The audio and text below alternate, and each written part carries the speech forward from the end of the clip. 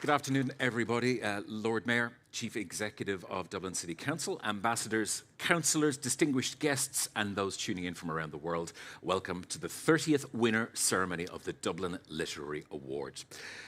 Before we begin, one of Ireland's most beloved poets, Paul Durcan, is being laid to rest today. Ar yeiste grabh anam dílis. May he rest in peace, and I'm going to ask you to observe a moment's silence.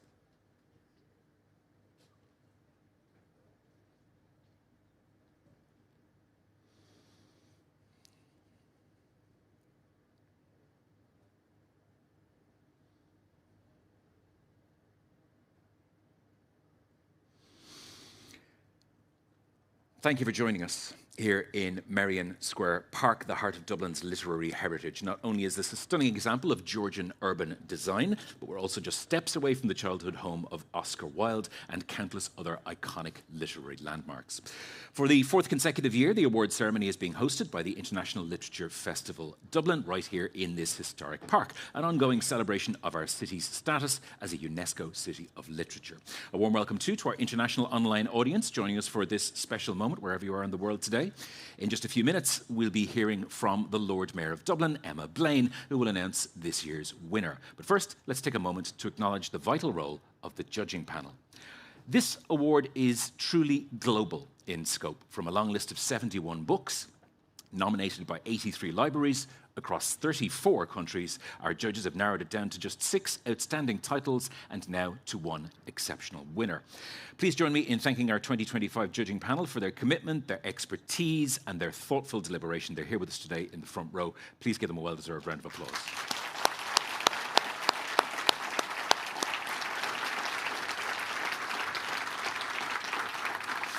Now, before we meet this year's shortlisted authors, we want to take a moment to reflect on just how special this year truly is. 2025 marks the 30th anniversary of the Dublin Literary Award, 30 years of recognising and celebrating the power of fiction from all corners of the globe. Since 1996, this award has honoured writers whose work not only captivates readers, but also crosses borders, languages, and cultures. Over the years, the award has helped introduce remarkable books to international audiences, and for many of our past winners, the impact has been truly life-changing, opening new doors, building careers, and connecting their work with readers worldwide. To celebrate 3 decades of outstanding literary achievement, we asked some of our past winners to tell us what meaning the Dublin Literary Award meant to them. Let's take a look.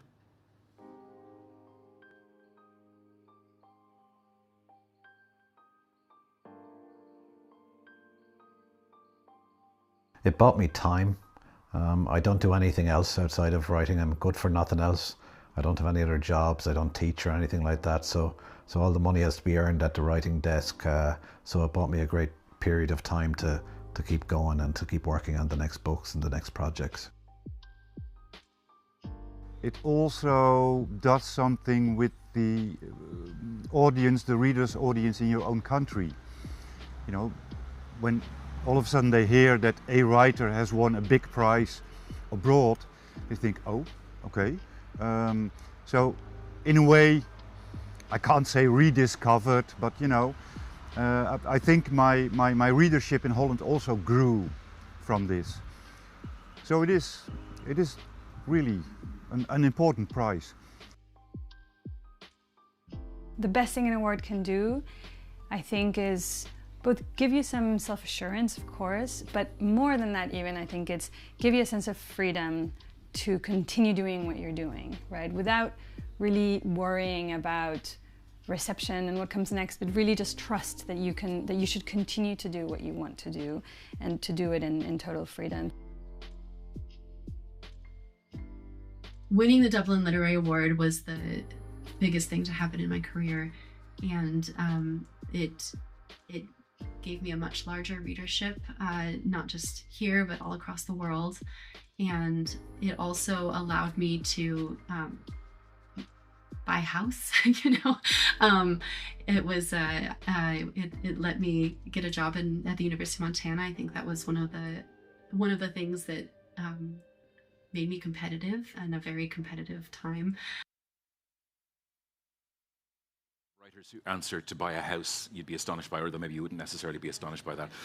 As we celebrate 30 years of this extraordinary prize, it's important to remember the unique foundation on which the Dublin Literary Award is built: libraries. Unlike any other major literary prize, this award is entirely powered by public libraries around the world. Their passion, their expertise, and their belief in the power of great storytelling. Libraries are more than places to borrow books. They're community hubs, they're centres of knowledge, and they're gateways to the imagination. They are where many readers and writers first fall in love with books.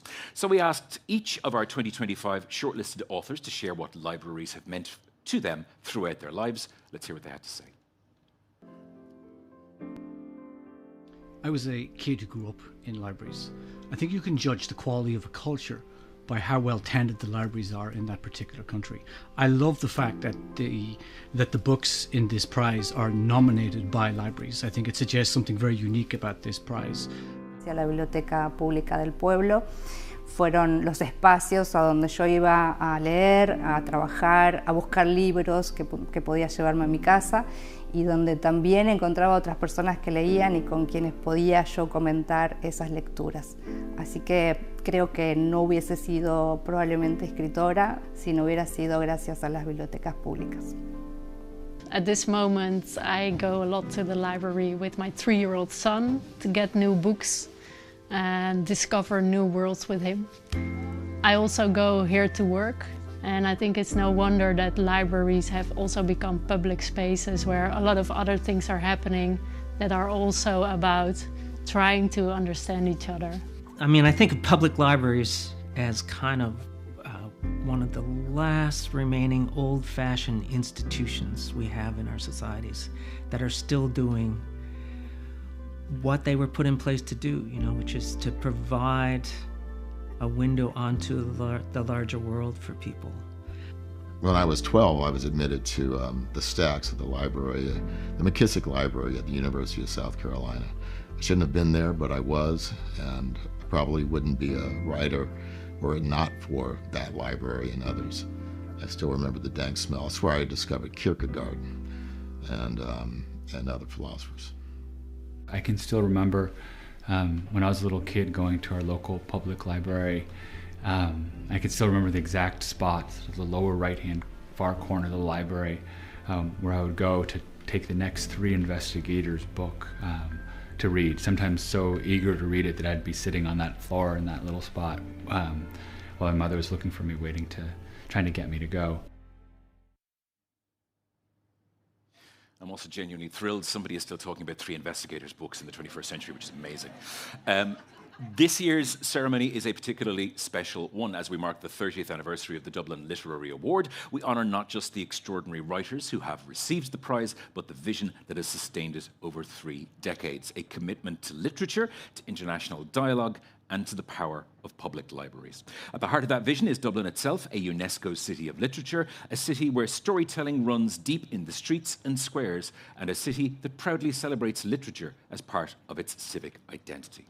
The patron of the Dublin Literary Award is someone who embodies that civic and cultural spirit and who, in her role, champions the place of literature in the life of our city. I'd like you to please join me in welcoming to the stage to help us honour this milestone year, the Lord Mayor of Dublin, Emma Blaine.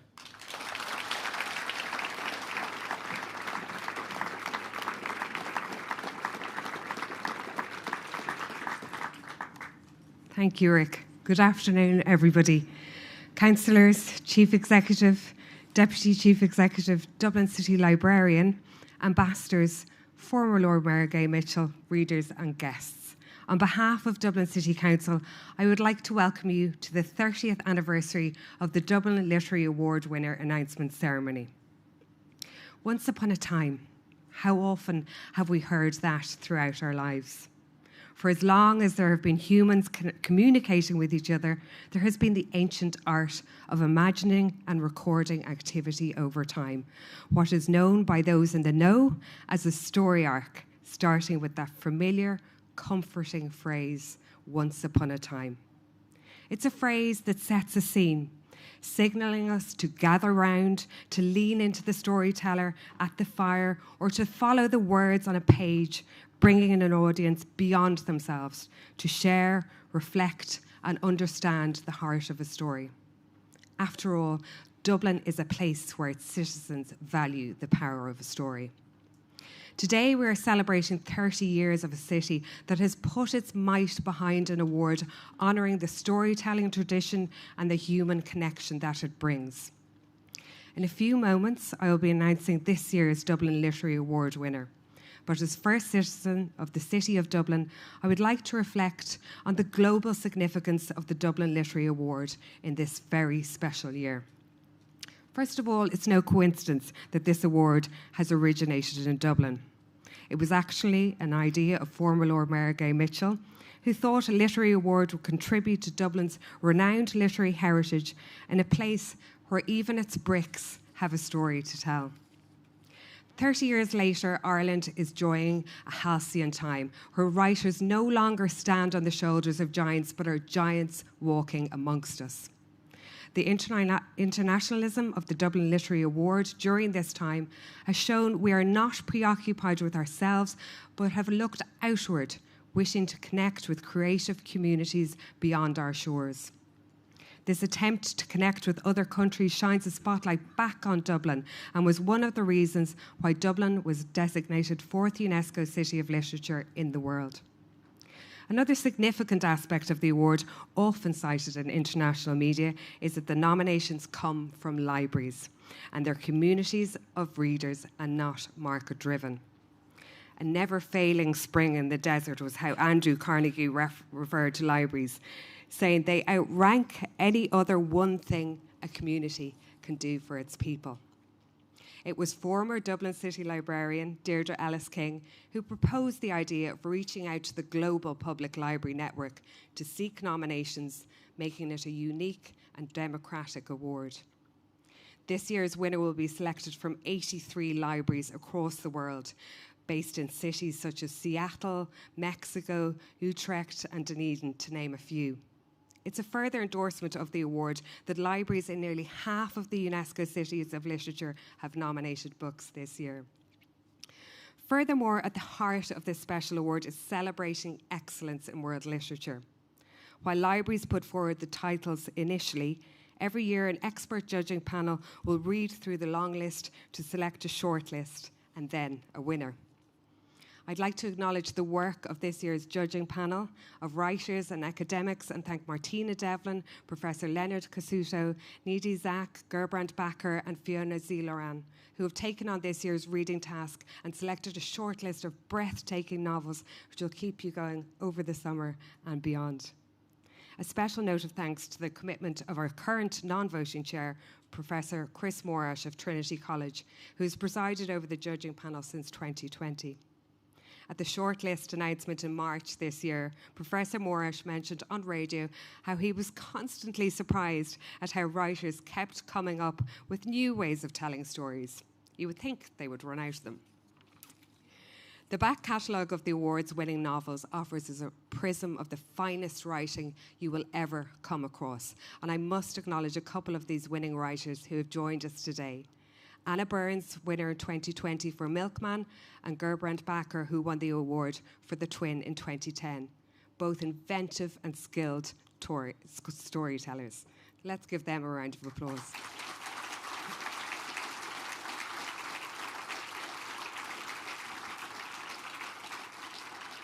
Another very special aspect which makes the award significant is that it is inclusive in awarding works in translation from other languages into English. Peres Pettersen, Norwegian winner in 2007 for Outstealing Horses, described the award as a crowbar and the door of the English-speaking world. At least 1/3 of winning novels over the 30 years have been in translation. These novels offer perspectives of other unfamiliar cultures, building a bridge between readers across the world. This year, 2 of the 6 books on the shortlist are translated into English. We Are Light by Gerda Blees is translated from Dutch by Michelle Hutchison, and Not a River by Selva Amada is translated from Spanish by Annie McDermott. Irish translator Frank Wynne, who has won the award twice, said he owed his career as a literary translator to the Dublin Literary Award. a prize he cherishes because it makes no distinction between English and translated fiction, treating authors and translators as co-weavers of the endless braid of literature. Quite frequently, it's the small publishers who take on these works in translation, which is a big coup if their novels are in the winner's inclusion, as was the case for Deep Vellum in Dallas, who arranged the translation of Mircea Cărtușu's Solenoid from Romanian into English by translator Sean Cotter. Solenoid won the Dublin Literary Award last year, due in no small part to the nominating library from Cluj, Romania, who are represented here today. Indeed, the award demonstrates the commitment that Dublin City Council has for culture in administrating the award for over 30 years and cooperating with other global cities to make this happen. Since 2015, Dublin City Council have wholly supported the award, which was also previously supported by Impact. The work is an annual cycle beginning in early June, reaching out to judges, libraries, publishers and bookshops to ensure the process is kept on track to yield a winner, which we'll see today. I'd like to commend all the librarians, writers, publishers, booksellers at home and across the world who have supported this award over the last 30 years. I would also like to acknowledge the encouragement received from city councillors and officials for the award over the duration. A special thanks, of course, goes to the city librarian and her team who work so hard on this award. This investment is a large undertaking by Dublin City Council as it continues to recognise the role of the writer as a creative force in our society and their achievement on an international level. The impact of winning the Dublin Literary Award, as we've heard, is keenly felt by writers across the globe, bringing their work to the attention of wider audiences, reinvigorating them on their writing path and sustaining them while they work on their next novel. For the reader, the award has introduced them to 3,700 novels over 30 years, connecting them with other readers locally and globally. Each story, selected by a library, is a domino of emotions toppling across each other as the reader reflects on it. These novels are a cross-section of human experience beyond our frame of reference, pushing our boundaries, widening them, and making us all the better for them. Finally, this award is at the centre of a literary ecosystem which values inclusivity and creativity needed now more than ever. Its significance stems from the respect that Dublin has for literature, libraries, the craft of writing and translating, and the robust structures in place to nurture them.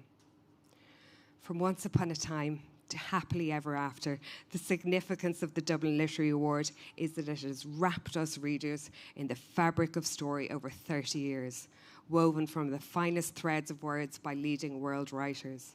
It celebrates the best of us through the written word from the heart of UNESCO City of Literature, who not alone focuses on its own writers and readers, but reflects the diversity and richness of other world languages and literature. And long may it continue. Thank you.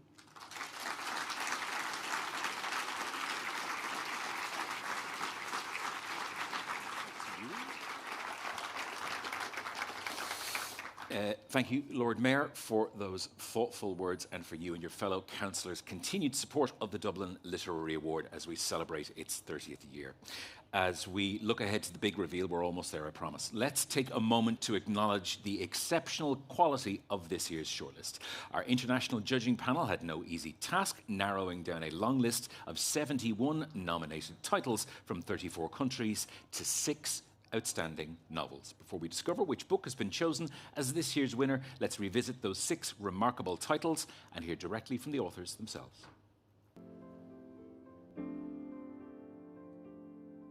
Esa misma luz dorada los envuelve a todos, como si irradiara de los cueros las escamas chamuscadas, 2 pescados que fueron inmensos.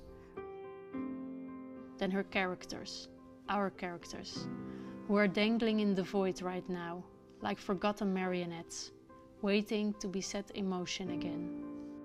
He had no interest in any bookish undertaking or instruction. The only discipline he respected were his sister's sketches, which he looked upon as a kind of magic that he demanded to be taught. Who loves a family, who has been torn from his family, a man who can read and write, a man who will not let his story be self-related but self-written. To step outside and lie down with it, to lie with the fallen leaves and let the night pass over, to wake then with the dawn and rise renewed with the morning come.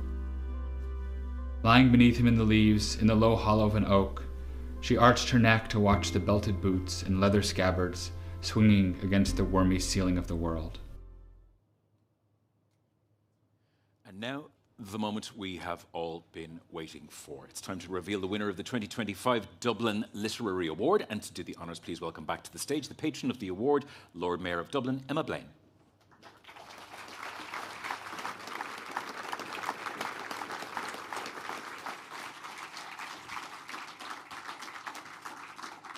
I promise I haven't looked in this before now.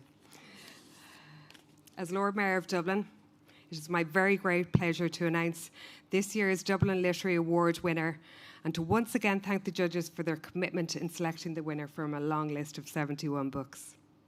So now I am very pleased to announce that the 30th Dublin Literary Award winning book is The Adversary by Michael Crummy, published by Knopf Canada.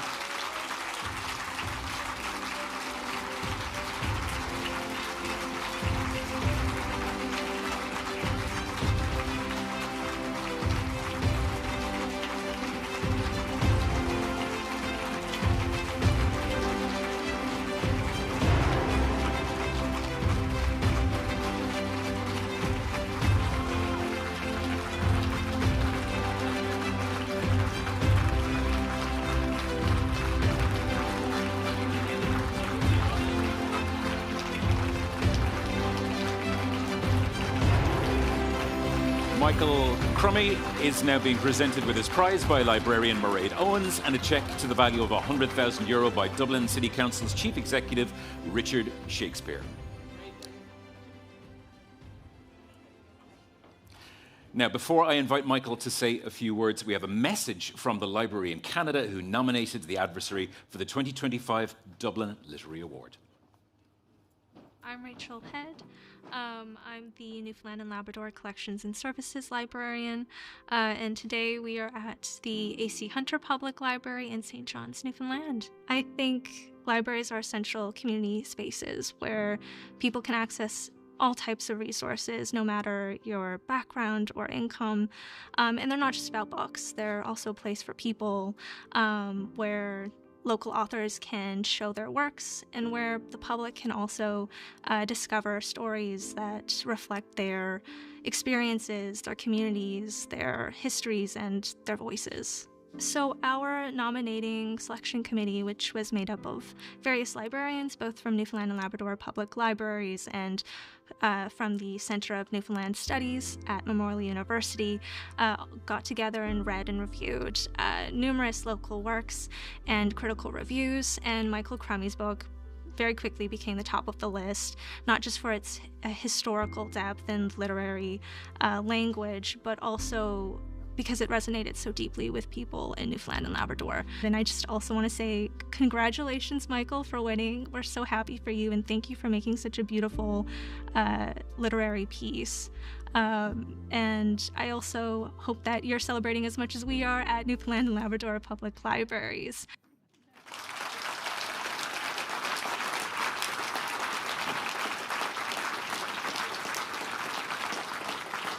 I would ask you once again to please give an enormous round of applause to the 2025 Dublin Literary Award winner, Michael Crummy.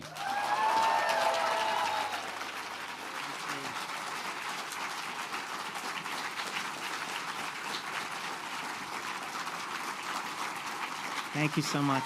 Thank you.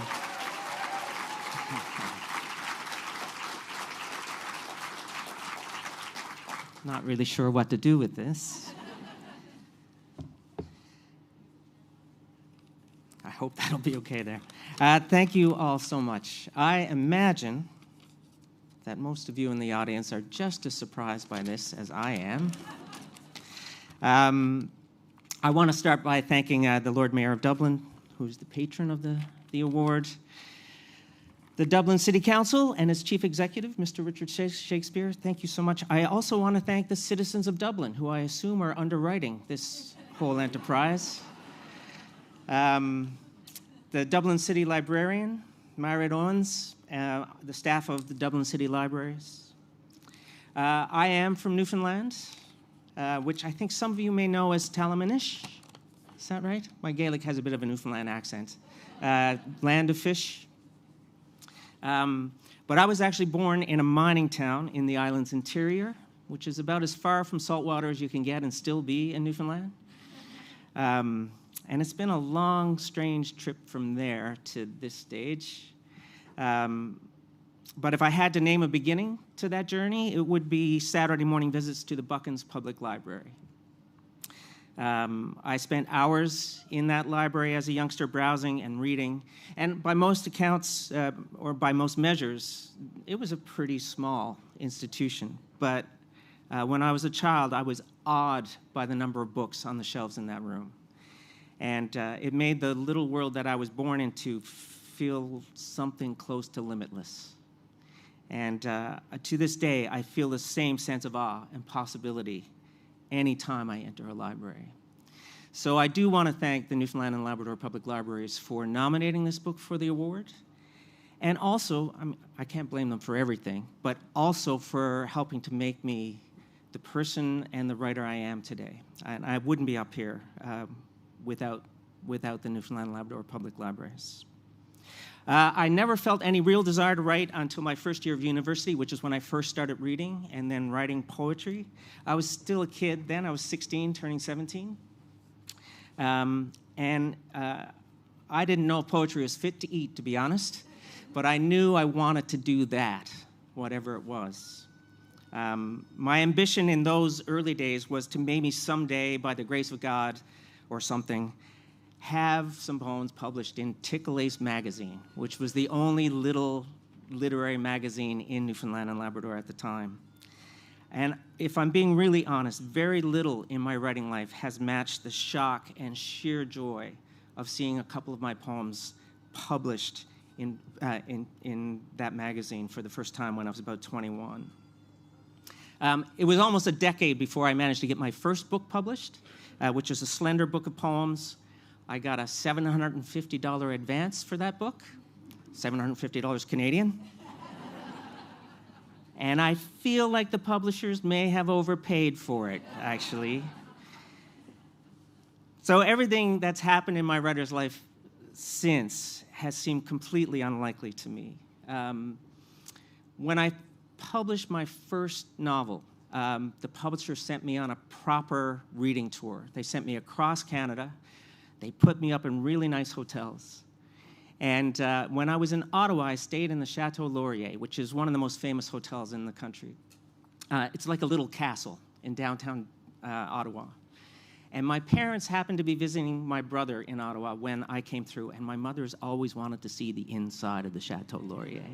So I invited them to come and spend the night with me at the hotel, and they came down, and I got them settled in the room, and then we went downstairs to the bar, which is called Zoe's, I think, and we had several drinks. We had something to eat, and then when the bill came, my dad, as he always did, reached for his wallet, and I said, no, no, no. I'll put this on my room, and the publisher will pay for it. And as I was signing the bill, I could see out of the corner of my eye, Dad was watching me and shaking his head. And I said, Dad, what's wrong? What's going on? He said, my son, you're going to end up in jail. And I was like, what are you talking about? What, jail? He said, there's no way you're going to sell enough books to cover the money they're spending on you. And I will admit, I was thinking the same thing at the time. But since that time, I've been invited to read in every province and territory of Canada. I've read in China, Poland, Greenland, Mexico. In my 30s, I read at the Belfast Public Library, and that was where I discovered for the very first time that Crummy is an Irish name. I had no idea about that before then. About 15 years ago, just one more unlikely thing, I was asked to fly to Japan to give a talk to Japanese scholars of Irish literature on the Irish influence on Newfoundland literature. I have no idea how they got my name. What I knew about the Irish influence on Newfoundland literature amounted to what we would refer to at home as sweet fuck all. But there was no way I was passing up a free trip to Japan. So I flew over there, and I made it up, ladies and gentlemen. I thought, they're not going to know.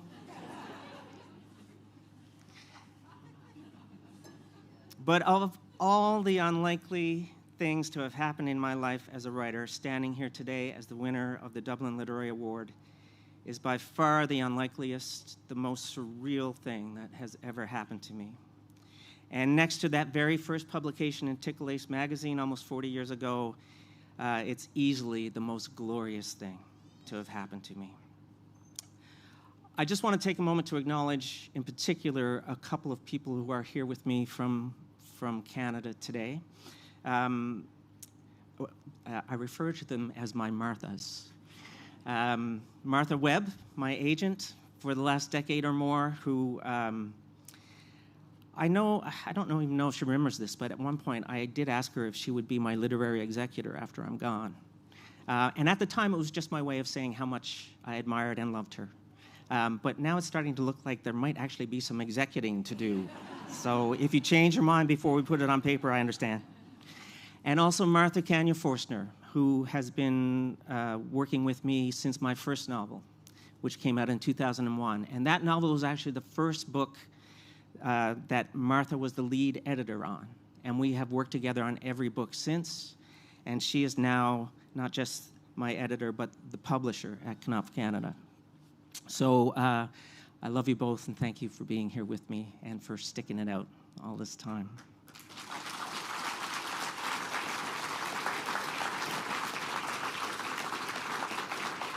Okay, I'm almost through. I do want to take a moment to acknowledge Paul Durkin, who was a poet who I've always loved. Paul came to Newfoundland a number of years ago to attend a tiny little literary festival called the March Hare. And because I was coming to Dublin this week, I pulled out his books last week and spent a couple of hours reading through those things, which I had read dozens of times. And I was shocked when I heard about, and deeply saddened when I heard about him yesterday. So, yeah, it's, I don't know what else to say about that. To be doing this at the same moment as he's being laid to rest, I'm really grateful to have had him in my life.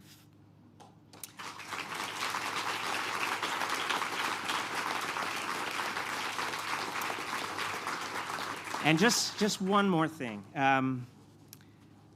I was told a story a number of months ago about an Irish poet. And you may have heard the story. I wasn't told who the poet was. It may have been Paul Durkin, for all I know. But he was having some trouble. He was talking to his wife, and he was having some trouble making peace with what seemed to him to be excessively laudatory and fawning praise for his work. And his wife thought about it for a moment, and she said, well, if it's offered, you must accept. Just don't inhale. So this is me gratefully accepting what is an unbelievable honor that still feels not quite real, and doing all I can not to inhale. Thank you all so much. Thank you.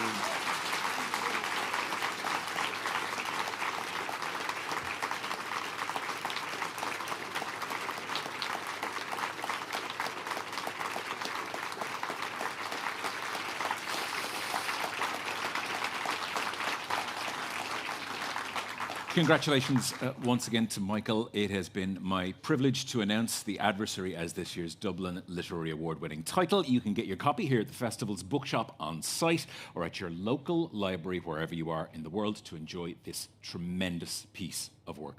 Thank you to everybody who joined us in person here and online. Michael Crummy is going to be in conversation with Madeleine Keane tomorrow at 6 o'clock as part of the International Literature Festival Dublin programme for a more in-depth conversation around The Adversary. You can visit ilfdublin.com to book your in-person ticket or find details of the event live stream. You're all welcome to stick around and enjoy music and refreshments, and I'm sure you will. Once again, thank you so much for joining us today. Thank you.